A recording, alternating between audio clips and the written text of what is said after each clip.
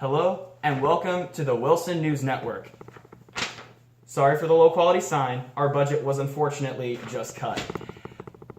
Anyway, I'm your host, Cooper Wilson, coming at you from sunny Litchfield, Illinois, and today we're going to be discussing a rather prevalent topic in the world today. This topic is, of course, economies, and more specifically, command economies. There are many different theories about how an economic system should function, but it can encompass a wide array of ideas, such as how much the government should be involved in the production process, or what role the people should play in producing and consuming. In the theory of a command economy, which is also known as a planned economy, the government controls everything about the production of goods for consumers. The theory behind this idea is that if a central power is controlling the production process, a better, more efficient system will be created.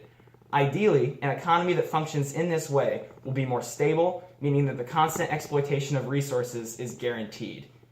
It will be least affected by financial downturns and inflations, and surplus production and unemployment will ideally remain at a stable level. Not to mention that there is also a low possibility of financial recessions. In order for any economy to avoid such recessions and function properly, the three questions of production must be answered. These questions are what to produce, how to produce it, and for whom to produce said product. The answers to these questions will vary depending on what type of economic system you're studying.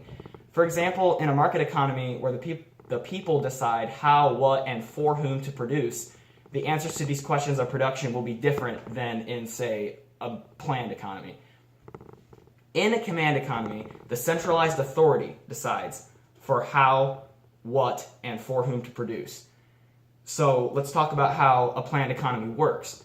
When you have a system where the government takes over all the factors of production, they also have the complete authority to make all of the decisions regarding production. The second in command after the government are the government certified planners. Their job is to distribute the work to be done amongst the labor class. And the labor class is, of course, the bottom rung of the ladder, and they are the general populace that does all of the actual producing. In a command economy, the collective benefit of everyone is put center stage, and the requirements of a single individual are put on the sidelines.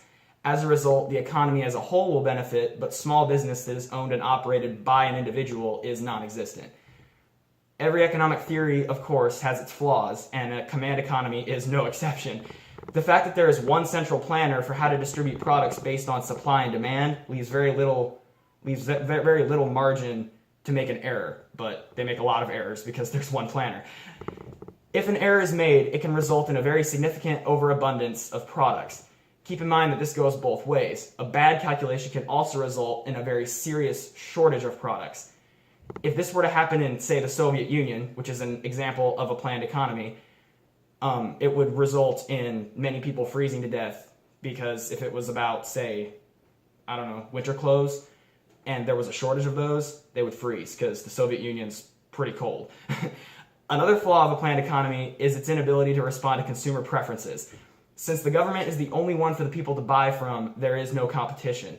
This means that the government has no need to respond to the consumer preferences, because if the people don't buy from the government, they starve or freeze or straight up die in other bad ways.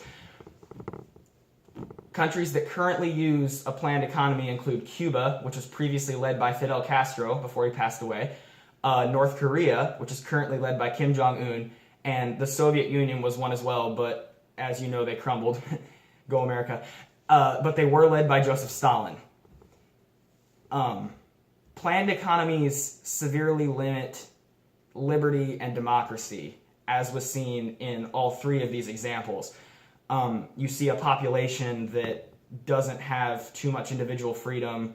They're kind of controlled by what the government says, and they only know what that government is, specifically in the example of North Korea. In a nutshell, the population of a command economy have no options on who to buy from, what job they want to do, or what they produce. Everything down to the last jacket button is carefully surveyed and approved by a higher central authority. That's not exactly good for individualism in said country. Basically, command economies can be seen by some as a system that can fuel itself and run indefinitely.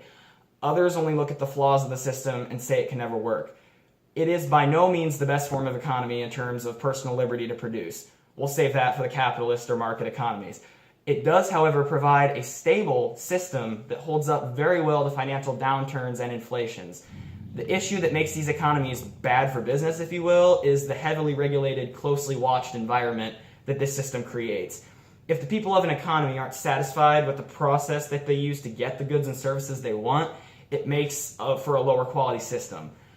The most successful economies are the ones that adhere to preferences from the population rather than follow a preset agenda.